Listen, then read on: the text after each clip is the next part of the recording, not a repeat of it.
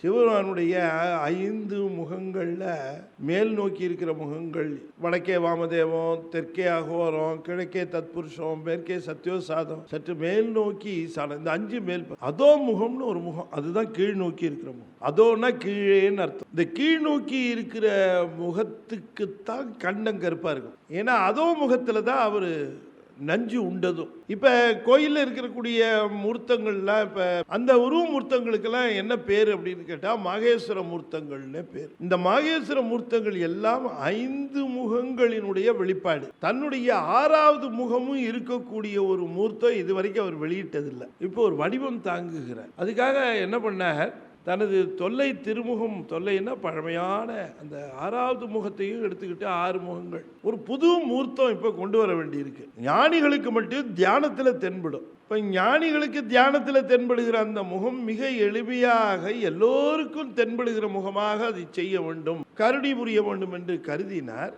அதுவும் இல்லாமல் தேவர்களுக்கும் மண்ணுலகத்தவர்களுக்கும் நிகழக்கூடிய துன்பங்களை உடனுக்குடன் தீர்த்து வைக்க வேண்டும்.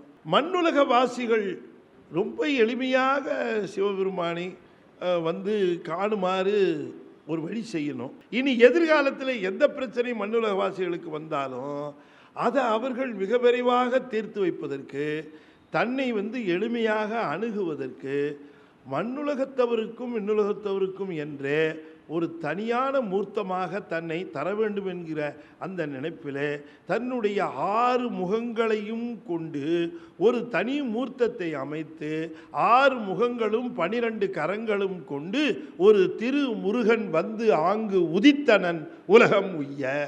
அப்ப தன்னுடைய 6 முகத்தையும் கொண்ட மூர்த்தம் எது? முருகன், சுப்பிரமணியன். இப்போ இது வேற அது வேறுன்னு நினச்சிடக்கூடாது. அவர் தான் தன்னுடைய 6வது முகத்தையும் சேர்த்து 6 முகமா.